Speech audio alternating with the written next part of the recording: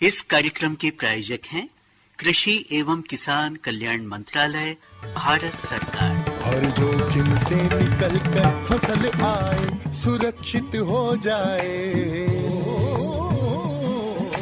फसल बीमा से हर किसान अब आत्मनिर्भर हो जाए। संकट के समय प्रधानमंत्री फसल बीमा योजना किसानों के लिए वरदान है। अब सूखा पड़े या बाढ़ आ जाए, कोई डर नहीं। अब ओले पड़े या कीट पतंगे फसल खा जाए, कोई फिक्र नहीं, क्योंकि हमने लिया है प्रधानमंत्री फसल बीमा। बुआई से फसल कटाई तक हर जोखिम का दावा, न्यूनतम प्रीमियम पर अधिकतम भुगतान का वादा। योजना से हर साल जुड़ रहे हैं 5 करोड़ से ज्यादा किसान। अब आपकी है बारी। नजदीकी कृषि कार्यालय, सहकारी समिति, बैंक शाखा, अधिकृत बीमा कंपनी या जन सेवा केंद्र में स्वेच्छा से करा सकते हैं पंजीकरण। फसल बीमा पोर्टल या फसल बीमा ऐप द्वारा भी कराया जा सकता है पंजीकरण। प्रधानमंत्री फसल बीमा योजना, आपकी फसलों का संपूर्ण सुरक्षा कवच। कृषि एवं किसान कल्याण मंत्रालय, भारत सरकार। कार्यक्रम किसानवाणी में एक बार फिर सभी किसान भाइयों का, सभी श्रोताओं का स्वागत करते हैं। छोटे लाल भैया, देखिए हम ग्राम आमा गोहान पहुंच गए हैं और देखिए जब हम बैतूल से जब हम निकले थे तो रास्ते में हमने देखा कि इस समय जब जनवरी माह का आखिरी समय चल रहा है और इन दिनों खेतों में भरपूर हरियाली है। जगह जगह पर हमने देखा कि गेहूं की फसल लगी हुई है, चने की फसल लगी हुई है और सरसों की फसलें, जिसमें कि पीले फूल इन दिनों बहुत दिखाई दे रहे थे, है ना? बिल्कुल भैया, तो बहुत ही सुंदर नज़ारा जो है हम देखते हुए आए और इस समय बहुत ही हरियाली खेतों में हमें जो है नज़र आ रही है और फसल लगी हुई है, तो बहुत ही शानदार खेतों में जो है बहुत शानदार वातावरण हमें इस समय दिखाई दे रहा है। और जो फसलें इस समय खेतों में लगी हुई है उनको देखकर लगता है कि फसलें इस बार किसान भाइयों का साथ देगी और भरपूर उत्पादन उन्हें होगा। बिल्कुल भैया, और हमारे किसान भाई जिस आशा और उम्मीद के साथ अपनी खेती में मेहनत करते हैं, वे लोग चाहते भी हैं कि उन्हें जो है फसल का उत्पादन बढ़िया मिले, तो हमारे किसान भाई भी इसमें जो है मेहनत से खेती बाड़ी में लगे ही रहते हैं और इसी का नतीजा है कि अभी हम देखते हुए आ ही रहे थे कि फसल बहुत शानदार इस क्षेत्र में हमें दिखाई दे रही है। तो हम उम्मीद करते हैं कि इस बार किसान भाइयों की फसलें अच्छी होगी और उन्हें उत्पादन भी अच्छा होगा। आपने जैसे हमें बता दिया था कि किसी किसान भाई से आपने बातचीत की थी और वो पूरी तैयारी करके रखे हुए हैं कि हमारा इंतजार कर रहे हैं। चलिए उनके पास चलते हैं और उनसे बातचीत करते हैं। चलिए भैया। तो सभी किसान भाइयों को राम राम, जय राम जी की। छोटे लाल भैया, देखिए हमारे आसपास बहुत सारे किसान भाई बैठे हुए हैं और जब हम यहाँ ग्राम आमा गोहान पहुँचे हैं तो हमें देखकर और भी किसान भाई आ रहे हैं, तो किसान भाई से बातचीत भी करते हैं और फिर उनसे फिर कुछ लोकगीत वगैरह भी सुनेंगे। पहले किसान भाई से बातचीत करते हैं। तो सबसे पहले हम बातचीत करते हैं एक दादाजी से। दादाजी, हम आपका नाम जानना चाहेंगे। अमरिया यादव, आमागवान। अच्छा, आप कितने सालों से खेती कर रहे हैं दादाजी? हमारा तो 60-70 साल से हो गया। हाँ, क्योंकि उम्र आपकी काफी दिख रही है जी। अभी ये जो खेती चल रही है जी, इस समय आपके खेतों में कौन कौन सी फसल लगी हुई है? इसमें गेहूँ है, हाँ, तोर, बटना, चना, सरसों, ये खेती चल रही है। इन दिनों फसलें कैसी हैं आपके खेतों में? इस साल तो अभी बढ़िया है साहब। बढ़िया है। बढ़िया। क्या उम्मीद लगा के रखी है आपने? उम्मीद क्या, ऊपर वाला जे दे पर अभी फसल अच्छी है, सबकी फसल अच्छी है। हाँ, फसल अच्छी है तो उत्पादन भी अच्छा ही होगा। हाँ, होगा, ऐसी वो उम्मीद तो हम करते हैं जी। और अभी जो फसलें आपके खेतों में लगी हुई है उसमें कौन कौन से कृषि कार्य चल रहे हैं? अभी वो पानी देना, दवा छींचना, ये चल रहा है, और खाद डालना। अच्छा अच्छा, सिंचाई पानी। हाँ, पानी आप देते हैं, सिंचाई जो उसी को कहा जाता है जी। तो ये सिंचाई जो आप करते हैं जी, तो किस प्रकार की पद्धति से करते हैं? जैसे आप अधिकतर किसान भाई क्या करते हैं कि स्प्रिंकलर के माध्यम से सिंचाई नहीं, कहीं स्प्रे भी करते हैं, कहीं वैसे खुले पानी भी देते हैं। हाँ। जिसके पास साधन नहीं है हाँ। तो वैसे पानी देते हैं। तो आपके खेतों में सिंचाई के लिए पानी की क्या उपलब्धता है? पानी ठीक है साहब, हमारा तो अभी कुआ है कि कुआ भी है, ट्यूबवेल भी है, दोनों अच्छा, है। अच्छा। दोनों है। दोनों है और उसमें भरपूर पानी भी हाँ, है। पानी है साहब। देखिए, अगर किसान भाई को फसल अपने खेतों से अच्छी लेना है तो उसके लिए सिंचाई करना बहुत जरूरी है। जी हाँ। और वो भी समय समय पे करना जरूरी है। जी। तो कितनी सिंचाई करते हैं आप गेहूं की फसल में? 5 पानी, 6 पानी, 7 पानी, जैसे जैसे पानी पुरता, लेंस जैसी साथ देते उसी होता है। 6-7 पानी देते हैं हम तो। हाँ, तो समय समय पे सिंचाई भी करते हैं। हाँ, करते हैं। अच्छा, उसमें खाद और उर्वरक का इस्तेमाल भी आप करते होंगे? हाँ, खाद, यूरिया, डीपी, हाँ, राखड़िया सोसाइटी से मिलती है, लेके लाते हैं कहीं। हाँ। पर सब करना पड़ता है। अच्छा अच्छा। छोटे लाल भैया, आप कुछ बात करना चाहेंगे? बिल्कुल प्रकाश भैया, एक और किसान दादाजी हमारे साथ यहाँ बैठे हुए हैं, तो आइए उनसे भी हम बातचीत कर लेते हैं। दादाजी, सबसे पहले हम आपका हमारे इस कार्यक्रम में बहुत बहुत स्वागत करते हैं जयराम जी की। जयराम जी की। सबसे पहले हम आपका नाम जानना चाहेंगे। जी, मेरा नाम बिक्कू यादव, आमागौन। जी जी। दादाजी, आपकी उम्र से ही लगता है कि आपको खेती किसानी का बहुत ही तजुर्बा है, बहुत लंबा आपको अनुभव है। तो आप कितने समय से, कितने वर्षों से खेती किसानी के कार्यों में जुड़े हुए हैं? अब पहले से तो सब बैलों से जोतना और मोट अकल के गेहूं पैदा करते थे। जी जी। हमारे यहाँ सन 84 में बड़ी लाइन आई जी, और 85-86 में सब लोगों के खेतों में फैली। तब से खेती का प्रोग्रेस बढ़ चुका है। जी जी। यानी कि लगभग 40 साल हो गए हैं आपके गांव में बिजली आने को। बिजली आने को। जी जी। तो आपने वो जमाना भी देखा है जिस समय बिजली नहीं थी? नहीं थी। तो बिजली जब नहीं थी तो उस समय खेती किस प्रकार हमारे किसान भाई करते थे? आपके पुराने अनुभव हम आपसे जानना चाहेंगे। हाँ, वो बैलों से मोट से पानी निकाल करके और सिंचाई करते थे। जी जी। और हल से बोना, बैलों से बोना, बखर से जोतना, ये करके और खेती बनाते थे। जी। अब आज की पद्धति ये हो गई है कि आप आजकल सब ट्रैक्टर से करने लगे। जी जी। उस जमाने में ट्रैक्टर वगैरह, आधुनिक कृषि यंत्र ये सब कुछ भी नहीं थे? नहीं नहीं, कुछ नहीं। जी। ये ट्रैक्टर वेक्टर कुछ नहीं थे। जी जी। तो बैलों से ही खेती उस समय में आप करते थे? हाँ, बैलों से पूरा। जी, जी। दावन भी उसी से होती थी। जी। उड़ानी हाथ से करते थे। आजकल तो मशीन निकल गई है, तो मशीन से होती है। नहीं, पहले हाथ से उड़ानी करते थे। जी जी। बस अपने सभी किसान भाई अपने हाथ से खेती करते थे और बैल से होती थी। जी। तो कौन कौन सी फसलें उस समय में, पुराने समय में बोई जाती थी? कौन सी फसलें ली जाती थी? हाँ, वो उस जमाने में ज्वार, तुअर, चना, कोदो, कुटकी। जी जी। ये विशेष करके ये चावल का रोल नहीं था। जी जी। तो कोदो कुटकी का चावल निकाल करके खाते थे। जी जी। उसी चावल भी जो है, भात जिसे हम कहते हैं, हाँ। कोदो कुटकी का ही उस समय में खाते थे मतलब। उस जमाने में कोदो कुटकी का ही चावल खाते थे। जी। अच्छा दादाजी, हमने सुना है कि आप गन्ने की खेती ज़्यादा करते हैं। हाँ जी, हाँ। तो आपका ध्यान उसके ऊपर कैसे गया? उस पे ऐसा है कि जैसे अपन ने लगाए, जब से उसको पाल करके तैयार कर लिया, मिलों की तरफ से ट्रैक्टर वाले आते हैं, अपने लेबर ला के काट के और ले जाते हैं और वो रसीद ला के दे देते हैं। तो वो अपन को, किसान को उसमें उतना ज़्यादा दिक्कत नहीं आ रहा है लेबरों का। तो गन्ने की फसल में ऐसे कौन कौन से कार्य है जो कि ज़्यादा महत्वपूर्ण है और उस पर ध्यान देना बहुत जरूरी है? उसमें पानी और जुताई और खाद, ये तीनों समय पर हो गया तो गन्ना की फसल अच्छी उपज देती है। और गन्ने पर, उसकी जड़ पर मिट्टी चढ़ाना, जी हाँ, ये काम भी महत्वपूर्ण है। हाँ, यही तो जुताई कहना। हाँ। मतलब वही। और अगर गन्ना बड़ा हो जाए तो उसको आपस में बांधना, क्योंकि अगर हवा धुंध अगर उस समय चलती है तो गन्ना गिर जाता है, उससे नुकसान हो जाता है। जी हाँ। तो ऐसे में कुछ महत्वपूर्ण काम होते हैं। तो आपने प्रधानमंत्री फसल बीमा योजना के अंतर्गत आपने पंजीयन कराया है? तो क्या लगता है आपको, ये जो सरकार की योजना चल रही है वो किसान भाइयों के लिए फायदेमंद है कि नहीं? हाँ, फायदेमंद है। कभी ना कभी तो आदमी बीमा करवाता है, तो कभी ना कभी तो उसका फायदा मिलता है। छोटे लाल भैया, देखिए किसान भाई से काफ़ी बातचीत हो चुकी है। इस ग्राम के उप सरपंच जो भी हमारे साथ में है, उनसे भी हम बातचीत करते हैं।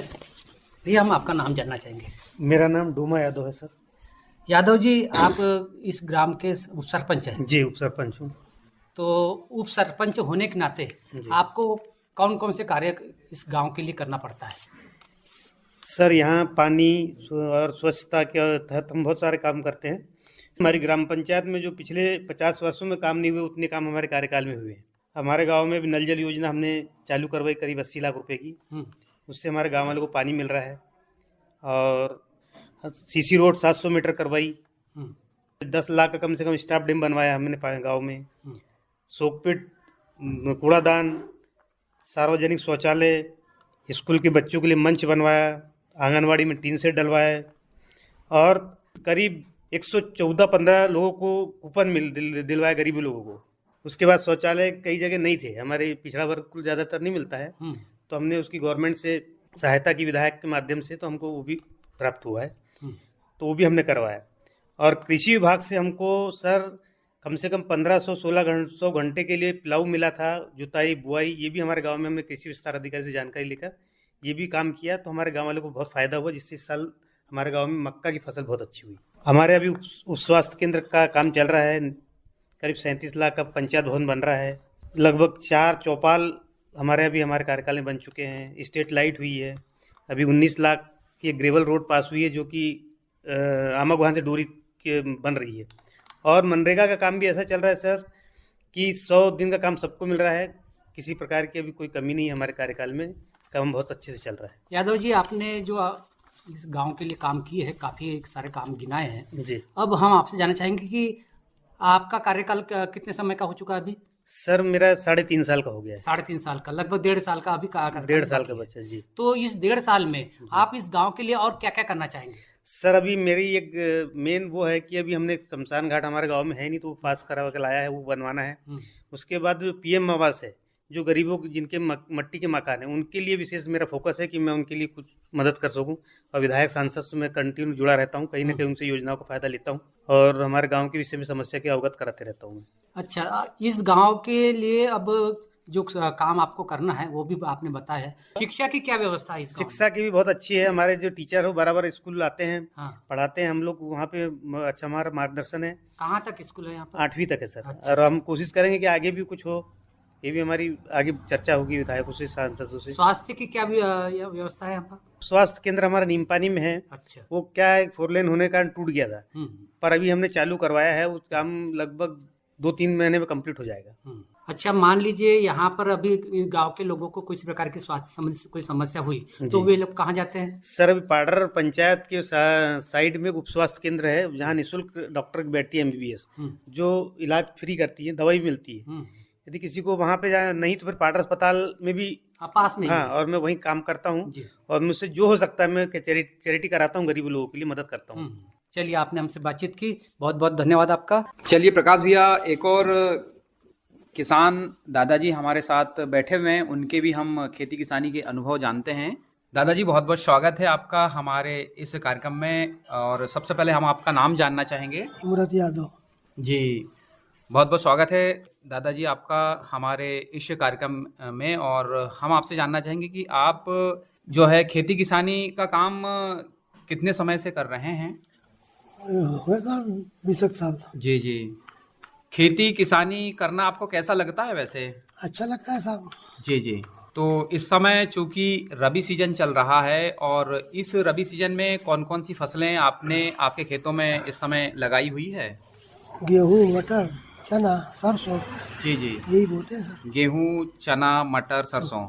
जी जी, तो अच्छा, ज्यादा रकबे में कौन सी फसल बोई है वैसे आपने? गेहूँ बोया सर। अच्छा, गेहूँ कितने एकड़ में आपने बोई है? 2-3 एकड़ में बोया। अच्छा, फसल बढ़िया है इस समय? बढ़िया। अच्छा, खेती के साथ साथ पशुपालन जो है किसान भाई का पूरक व्यवसाय माना जाता है, और ये बात सही भी है दादा। तो खेती किसानी करने के साथ साथ जो पशुपालन करते हैं, तो उससे गोबर खाद जो प्राप्त होता है हमारे किसान भाइयों को, तो गोबर खाद को आप कितना महत्वपूर्ण मानते हैं वैसे हमारी खेती के लिए? कितना वो तो बहुत बढ़िया है। जी, वर्तमान समय में हमारे किसान भाई जो है पशुपालन से बहुत दूर भागते जा रहे हैं, पशुओं की संख्या कम करते जा रहे हैं। इसका क्या कारण मानते हैं आप? पहले के समय में बहुत पशु पालते थे हमारे किसान भाई, लेकिन इस समय क्या कारण है कि पशु पालना कम कर दिया? जमीन नहीं रहती, सब गेहूँ बोते थे, उसको चराने के लिए होना जगह। जी, इसलिए मैं कम कर दिया जी पशुपालन। हल बक्कर यानी बैलों से खेती करना और ट्रैक्टर से खेती करना, दोनों में क्या अंतर आप देखते हैं? अरे वो पहले की बात ही अलग थी, पर आप नहीं बनता, आजकल करते ही नहीं, तो इसलिए करना पड़ता मजबूरी में। जी, ऐसा है। तो आप बता रहे हैं कि पहले की बात ही अलग थी, तो हम जानना चाहेंगे कि आपको बैलों द्वारा खेती करने में किस प्रकार एक आनंद महसूस होता था, हम आपसे जानना चाहेंगे। अपना ये पैसा बच जाता था, है कि नहीं? आप ट्रैक्टर वाला तो इधर काम करके पैसे होना है कि ट्रैक्टर वालों को पैसे देना ही पड़ता है। जी, और पहले अपने बैल से काम हो जाता था। जी। देखिए छोटे भैया, हम कितने किसान भाई को बताना चाहेंगे कि अगर किसान भाइयों को किसी भी प्रकार कृषि यंत्र अगर अपने को खेतीबाड़ी के इस्तेमाल करने के लिए अगर चाहिए, तो कृषि विभाग द्वारा अनुदान पर ये कृषि यंत्र दिए जाते हैं, और कृषि विभाग द्वारा इस पर अनुदान दिया जाता है, और आपको बहुत कम लागत पे आपको कृषि यंत्र मिल जाता है। और इसके लिए जो ऑनलाइन आवेदन करना पड़ता है और ये 22 जनवरी से 2 फरवरी तक आपको ये आवेदन आमंत्रित किए जाते हैं। इस पर आप अगर आवेदन करते हैं तो आपको जो कृषि यंत्र चाहिए जैसे एक्स्ट्रा रिपर है या और कोई स्प्रिंकलर है या ऐसी कोई जो भी कृषि यंत्र चाहिए तो आप आवेदन कर सकते हैं और अनुदान पर ये ले सकते हैं। छोटेलाल भैया देखिए, शिक्षा जो है वो हर किसी के लिए जरूरी है, चाहे एक छोटा बच्चा हो, चाहे बड़ा हो, बुजुर्ग हो, किसी को भी शिक्षा की बहुत जरूरत होती है। और शिक्षा के बगैर जो मानव जीवन है ये विकास नहीं कर सकता। तो ऐसे ही हमारे पास साथ में एक शिक्षक बैठे हुए हैं, हम उनसे बातचीत करना चाहेंगे। सर, आपका नाम जानना चाहेंगे? सर, मेरा नाम ज्ञानदेव साहूकार है। मैं इस एकीकृत माध्यमिक शाला आमागुहान में पदस्थ हूँ और यहाँ लगभग 130 बच्चे हैं कक्षा 1 से लेकर 8वीं तक। और मेरे साथ 5 शिक्षक और हैं जो हम मिलकर इस स्कूल को अच्छा मतलब रास्ता दिखा रहे हैं और बच्चे भी बहुत अच्छे यहाँ निकल के आ रहे हैं। तो मेरा यही उद्देश्य है कि यहाँ के बच्चे पढ़ लिख कर आगे बढ़े और अपना नाम रोशन कराएं और ये क्षेत्र में आमागुहान का नाम अच्छा हो। अच्छा साहूकार जी, जो आपने बताया कि यहाँ 1 से 8वीं तक स्कूल है, तो शिक्षक टोटल कितने हैं? सर, यहाँ पे 3 प्राथमिक शाला में है और 3 माध्यमिक शाला में।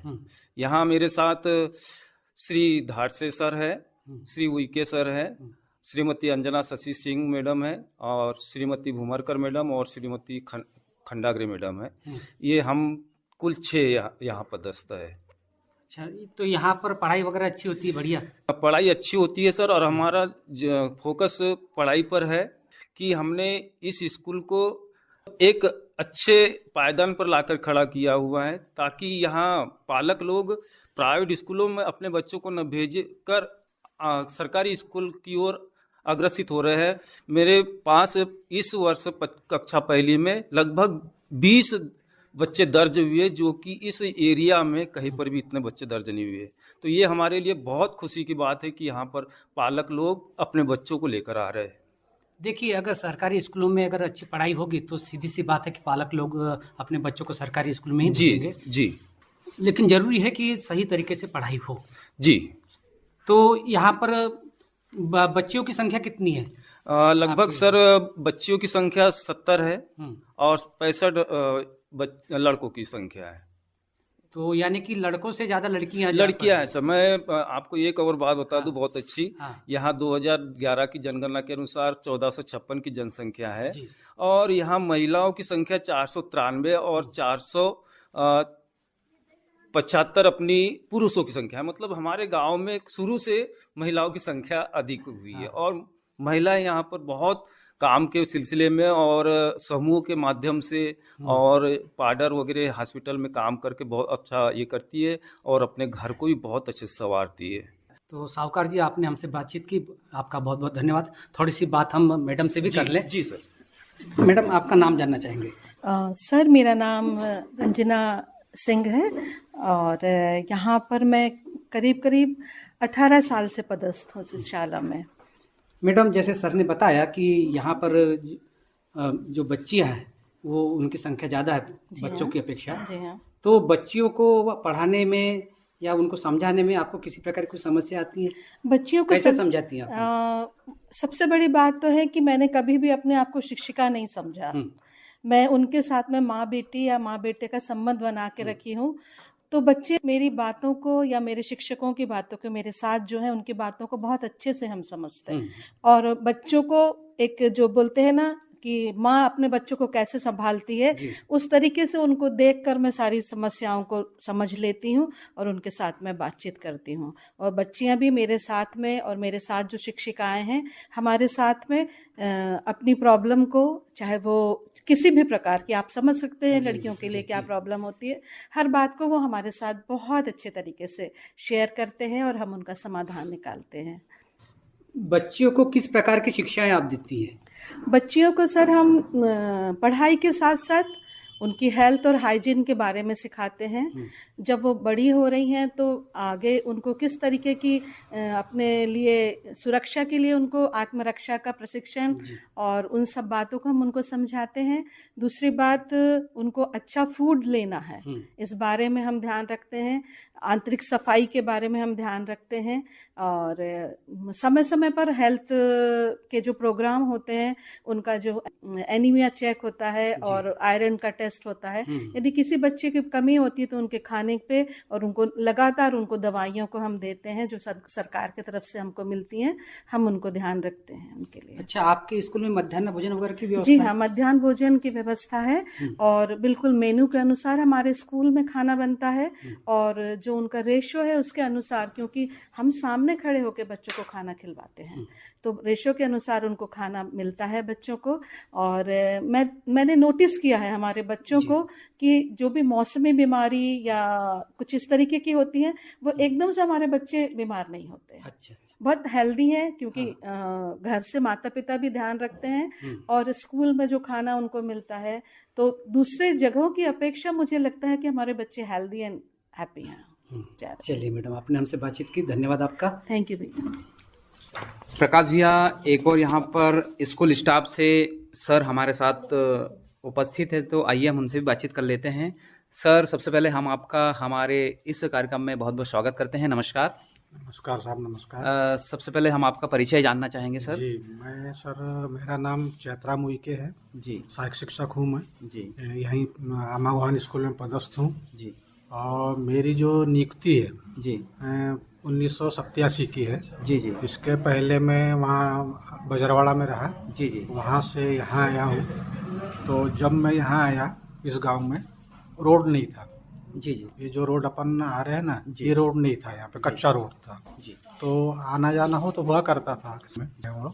तो आप जो है सर, आप जब आए तो यहाँ उस समय जो है आपके स्कूल कैंपस के अंदर पेड़ पौधे वगैरह कुछ भी नहीं थे, तो आपने जो है पर्यावरण की ओर बहुत बढ़िया तरीके से ध्यान दिया, मतलब। जी जी जी, जी। तो आप एक शिक्षक के साथ साथ पर्यावरण प्रेमी भी हैं, मतलब। जी हाँ, जी हाँ, जी जी। तो आप अपने बच्चों को, स्कूली बच्चों को क्या शिक्षा देते हैं वैसे, खासकर पर्यावरण के मामले में? जी, वैसे मैं अभी पहले 5वीं पढ़ाया करता था, अब मैं पहली दूसरी पढ़ा रहा हूँ। जी जी। तो पहली दूसरी में एक नया योजना है मिशन की, मिशन अंकुर की, FLN योजना जी। तो पहली और दूसरी मेरे पास में है जी। तो छोटे बच्चे हैं तो बड़े बढ़िया अच्छा इत्मीनान से बच्चे लोगों को भी ऐसा नहीं लगता कि हमारे टीचर है, हमारे पापा ही मान लेते हैं या दादाजी मान लेते हैं। जी जी। और यदि मैं किसी दिन छुट्टी ले लेता हूँ, नहीं आता हूँ, दूसरे दिन जब स्कूल आता हूँ तो पूरे बच्चे खड़े हो जाते पहले, सर आप कल आए नहीं थे, हमको अच्छा नहीं लगा।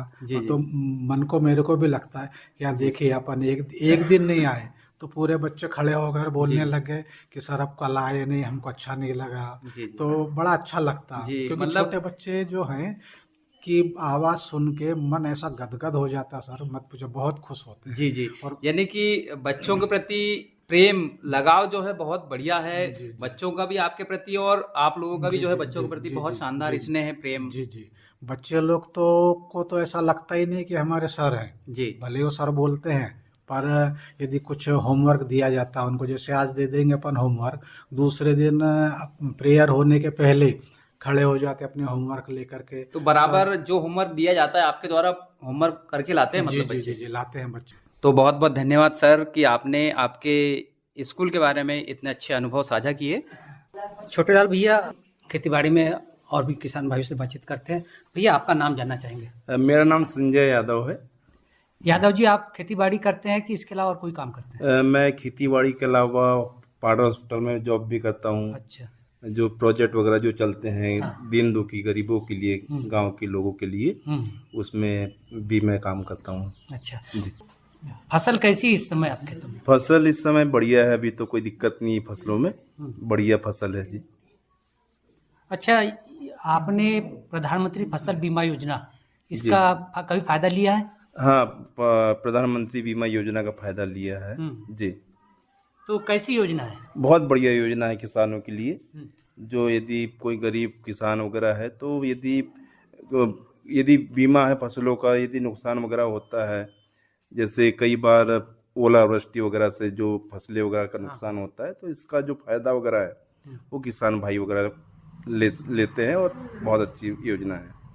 आपने इस योजना का लाभ भी लिया है, आपको ये भी जानकारी है कि आपको इस योजना से किसान भाई को फायदा भी है, तो आपने तो लिया है इसका लाभ, लेकिन दूसरे किसान भाइयों को भी आप प्रेरित करते हैं? हाँ, कई बार प्रेरित करते हैं कि भैया जैसे बीमा करवाइए। खेती में कुछ नवाचार कर रहे हैं आप? जी, अभी नवाचार वगैरह कर रहे हैं। जिस प्रकार जैसे हम पहले क्या करते थे, गेहूं वगैरह तो बोते ही थे और गन्ने वगैरह भी लगाते थे, लेकिन हम इस बार मैंने क्या किया है कि जैसे ड्रिप सिस्टम वगैरह का भी उपयोग किया है। उससे क्या फायदा हुआ है कि जैसे पानी की बचत काफी हुई है। और जैसे कई बार अपने को खड़े रह के पानी देना पड़ता है यदि वैसे देते हैं खुला तो, लेकिन इसमें क्या है कि अपने को ड्रिप सिस्टम से मोटर चालू कर दो, अपने आप पानी वगैरह दिला जाता है।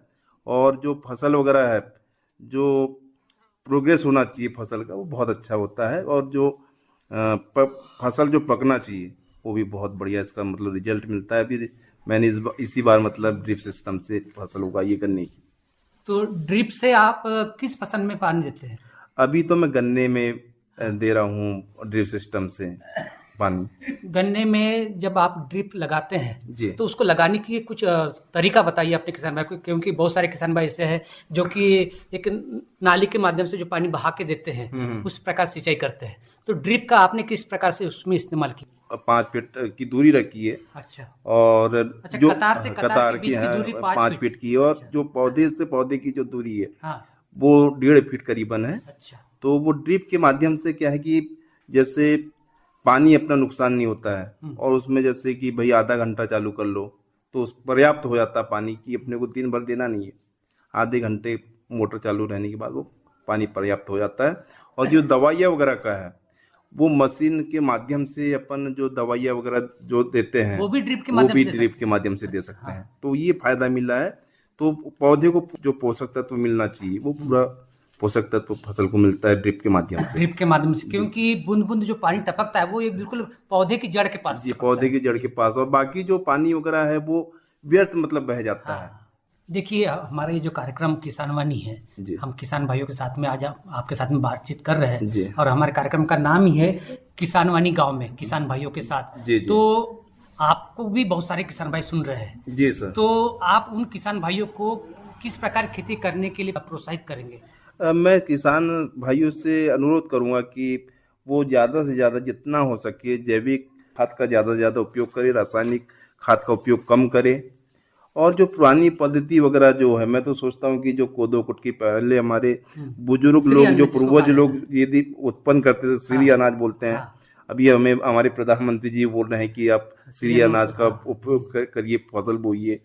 तो मैं तो बोलता हूँ कि अपन ने पुरानी पद्धति में लौटकर आना चाहिए, ताकि किसानों को ज्यादा से ज्यादा बचत हो सके और जो कृषि की जो लागत है वो कम हो सके। प्रकाश भैया, संजय भैया से 2 शब्द मैं भी बात करना चाहूंगा। संजय भैया, हमारा जो कार्यक्रम आता है किसान वाणी हमारे केंद्र से, तो आप किसान वाणी प्रोग्राम सुनते हैं कि नहीं? किसान वाणी प्रोग्राम सुनता हूं, मुझे बहुत अच्छा भी लगता है। जी जी। छोटेलाल भैया, देखिए, हमने किसान भाइयों से बातचीत की, ग्राम के उप सरपंच से बातचीत की, यहाँ के जो शिक्षक शिक्षिका है उनसे बातचीत की, और आज का हमारे कार्यक्रम था किसान वाणी गाँव में किसान भाइयों के साथ। अब समय हो रहा है आप सभी किसान भाइयों से, सभी श्रोताओं से विदा लेने का। तो किसान भाइयों, अब दीजिए अनुमति अपने दोस्त प्रकाश मानेकर और छोटेलाल ध्रुवे को जय राम जी की, जय जवान जय किसान। अरे अरे अरे क्या कर रहा है? इधर इधर इधर, हम बोल रहे हैं तेरे बीजू का। पुतला बोल रहा है? पक्षियों से तो हम खेत को बचा लेते हैं, पर इन घातक रसायनों से कैसे बचाएं? मतलब? देख बेटा, तू जो ये अंधाधुंध रसायन मिलाता है ना, मिट्टी की सेहत बिगड़ने लगी है। और जब माटी ही कमजोर पड़ जाएगी तो उपज कैसे सेहतमंद होगी? अरे पहले ऐसा नहीं था। पूछना अपने बड़े बुजुर्गों से, कैसे फसल लहलहाती थी, शुद्धता झलकती थी। हाँ, माटी भी तंदुरुस्त और लोग भी। अरे अब पहली वाली बात कहाँ? पर अब तो सभी डाले हैं। सब नहीं, आज भी लाखों जागरूक किसान परंपरागत विधि से फसल उगा रहे हैं। खर्चा कम और उपज की कीमत भी बेहतर पा रहे हैं। सच है? रे बेटे, एक्सपीरियंस से बता रहे हैं, धूप में बाल सफेद नहीं किए हैं। हाँ। ठीक है भाई, मैं भी आज से जैविक खेती शुरू करूंगा। माटी से प्रेम की परंपरा है, परंपरागत खेती।